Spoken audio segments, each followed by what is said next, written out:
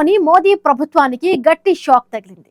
మహిళా రిజర్వేషన్ల అమలుకు ఉద్దేశించిన 131వ రాజ్యాంగ సవరణ బిల్లు లోక్సభలో వీగిపోయింది.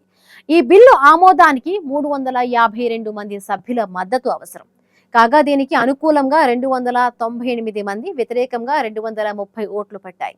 తొలి నుంచి డీలిమిటేషన్ ను వ్యతిరేకిస్తున్న విపక్షాలు అన్ని ఒక్కతాటిపైకి వచ్చి ఈ బిల్లుకు వ్యతిరేకంగా ఓటు వేయడంతో ఈ బిల్లు వీగిపోయింది.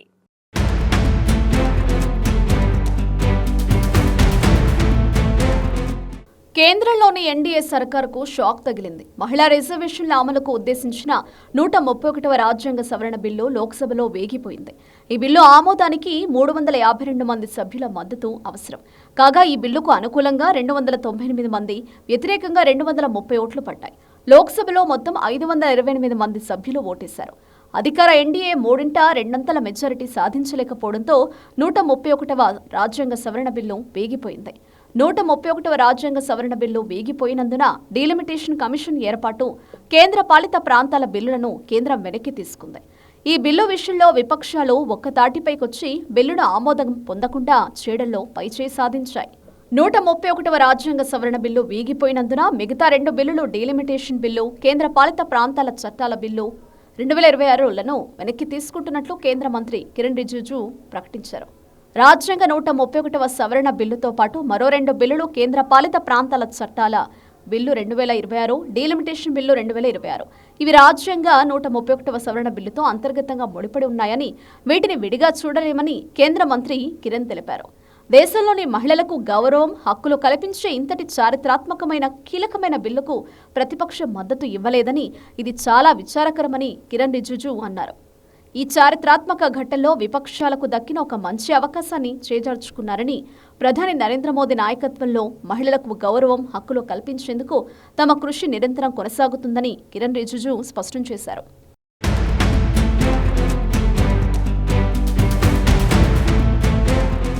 రాజ్యాంగ సవరణ బిల్లులను ప్రవేశపెట్టే తీర్మానాలకు సాధారణ మెజారిటీ సరిపోతుంది.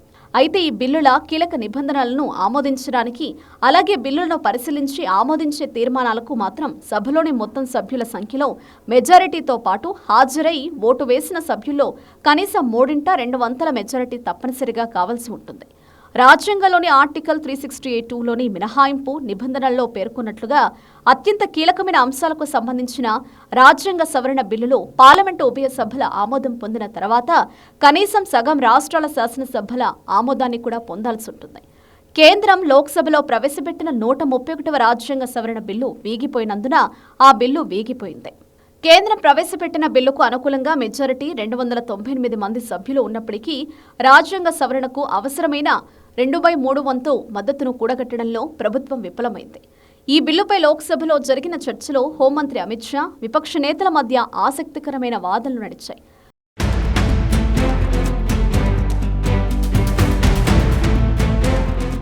లోక్సభ స్థానాలు 50% పెరుగుతాయని, దాని గురించి స్పష్టత లేదని విపక్షాలు ప్రశ్నించగా, ఇప్పుడే బిల్లులో ఆ మార్పు చేస్తే మద్దతిస్తారా అని అమిత్ షా సవాల్ విసిరారు.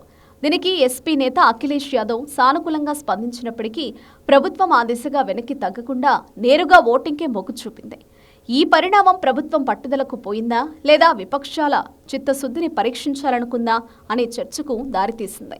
ఇక రాజ్యాంగ సవరణను ఆమోదించుకోవడానికి సాధారణంగా తెర వెనుక జరిగే దౌత్య ప్రయత్నాలు ఈసారి ఎన్డీఏ కూటమి పెద్దగా చేసినట్లు కనిపించలేదని అభిప్రాయాలు వ్యక్తమవుతున్నాయి.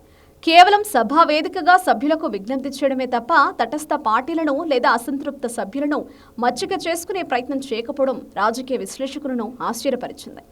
ప్రస్తుత రాజ్యాంగ సవరణ బిల్లు వీగిపోవడంతో ప్రభుత్వం తన పందాను మార్చుకుంది. 2023లో ఆమోదం పొందిన పాత మహిళా రిజర్వేషన్ చట్టాన్ని అమలు చేసే దిశగా అడుగులు వేస్తుంది. ఇప్పటికే దీనికి సంబంధించిన నోటిఫికేషన్ విడుదల చేయడం ద్వారా డీలిమిటేషన్తో సంబంధం లేకుండా మహిళా రిజర్వేషన్లను త్వరితగతిన అమలు చేయాలని ప్రభుత్వం భావిస్తోంది. బెంగాల్, తమిళనాడు ఎన్నికల్లో లబ్ధి పొందేందుకే మోదీ సర్కార్ ఈ బిల్లులను తీసుకొచ్చిందని విపక్షాలు చేసిన ఆరోపణలను బీజేపీ తిప్పికొట్టింది. మొత్తంగా ఈ బిల్లుల ఎఫెక్ట్ ఎన్నికలు జరిగే రాష్ట్రాల్లో ఏ మేరకు ప్రభావం చూపుతుందనేది ఆసక్తిని రేకెత్తిస్తుంది.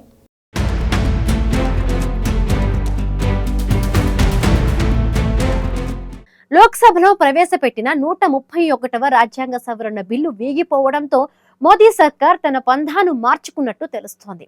2023లో ఆమోదం పొందిన పాత మహిళా రిజర్వేషన్ చట్టాన్ని అమలు చేసే దిశగా కేంద్రం అడుగులు వేస్తోంది.